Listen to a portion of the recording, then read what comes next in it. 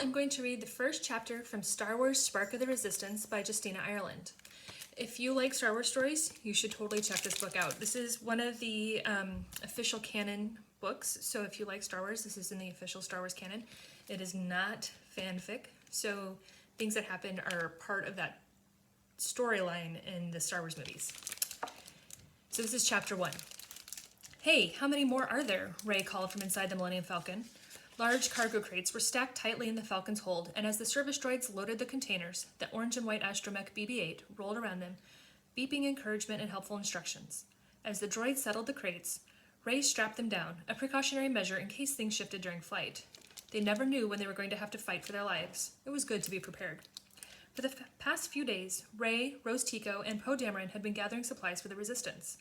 They'd traveled all over the Outer Rim, avoiding the First Order as much as possible, and although they'd had a few near misses, they'd made it safely to Firmic, a factory planet with air that stank of the nearby fuel refineries.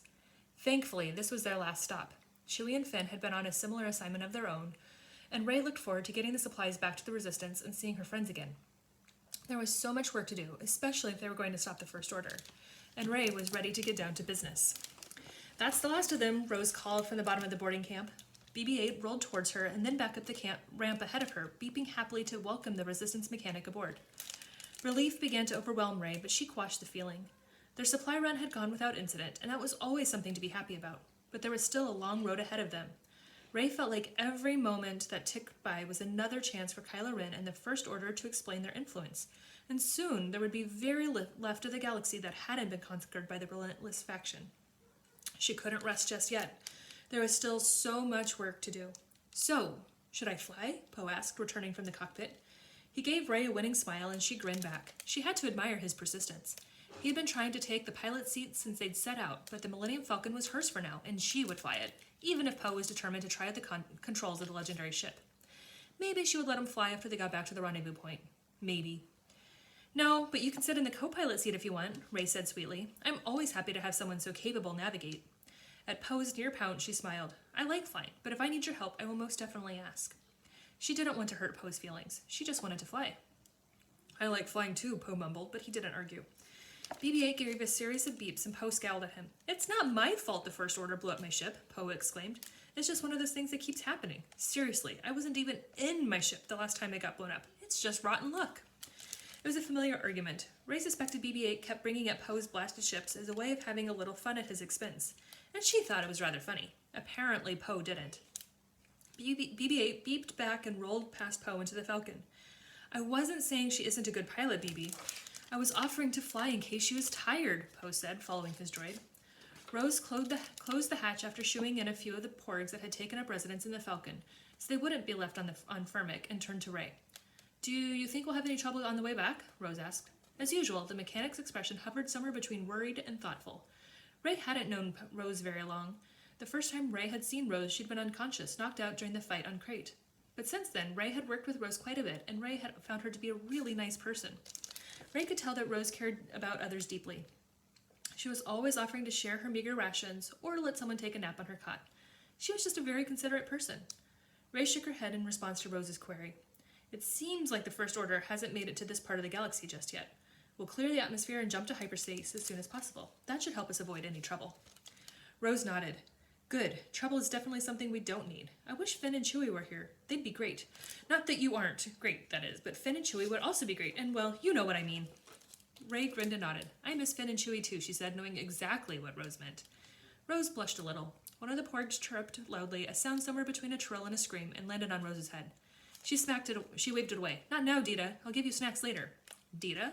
Rey asked, glancing at the porg as it chewed on Rose's pant leg. Oh, yes, I've named them all. Dita, Tessely, Jord, and Rey's incredulous look. Rose's voice trailed off, and she blushed deeper in embarrassment. So, about Finn and Chewie, you think they're back from delivering that back to Poe and Finn got from Tevel yet? Rey shrugged. I don't know. I hope so. We have a lot of work to do if we want to stop the First Order, and the sooner everyone is back, the sooner we can get started. Supplies are important, but so is stopping the First Order from hurting anyone else. Rose nodded. Agreed, but it's hard to fight when you're hungry and you only have an old Corellian freighter. Hey, that's my ship you're talking about.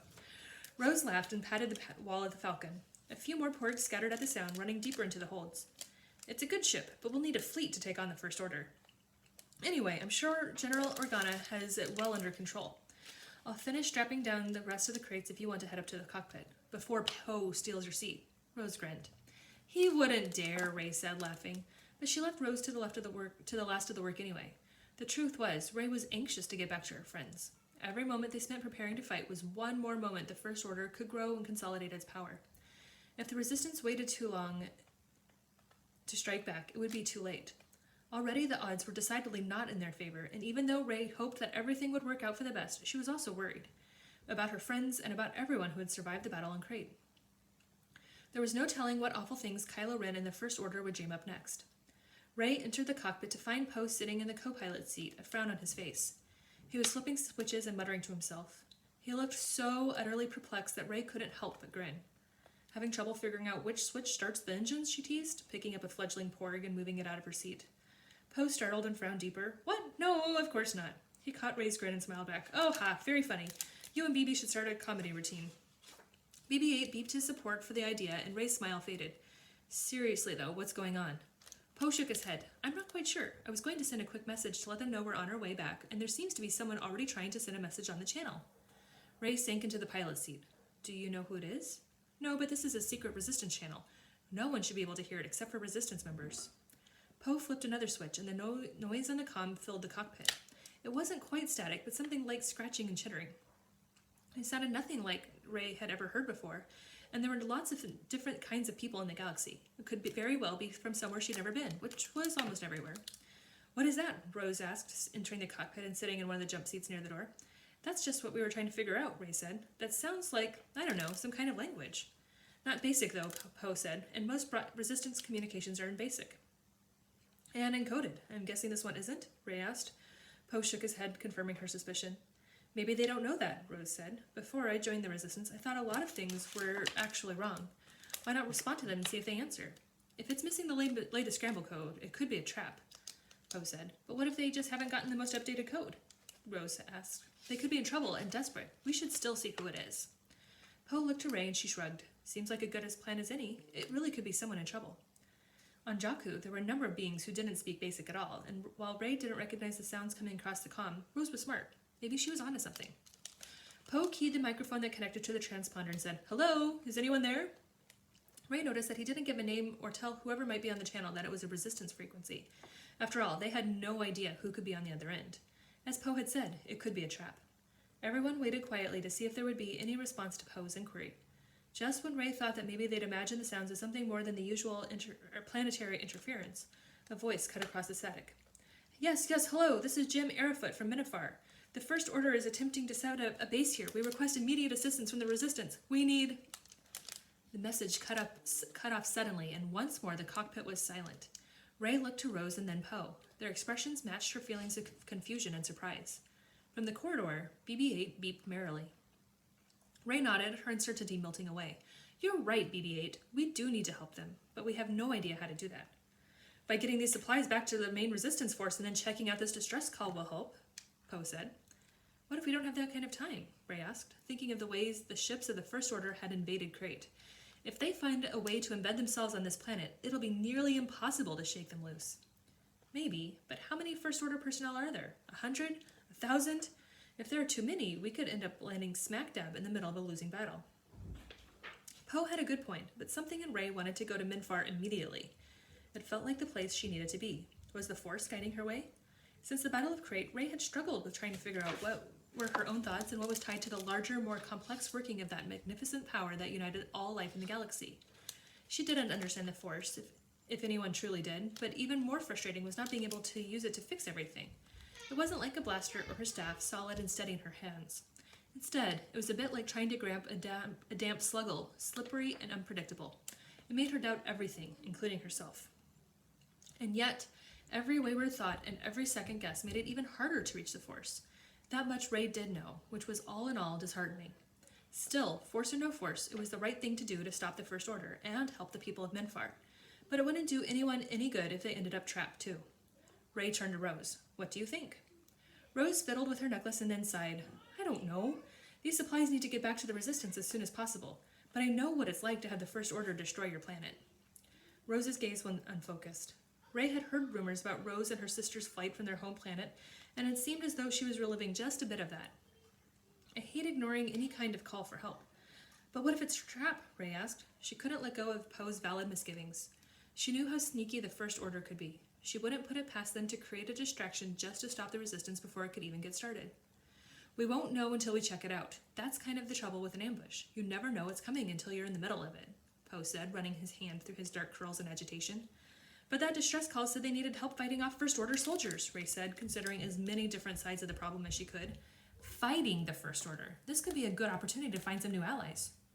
Or it could be a trap, like you said, Rose said, crossing her arms. Ugh, this is so difficult. Welcome to the Resistance, Poe said with a rueful grin. BB-8 gave a low, sad beep of agreement. Ray turned to the only droid member of their crew.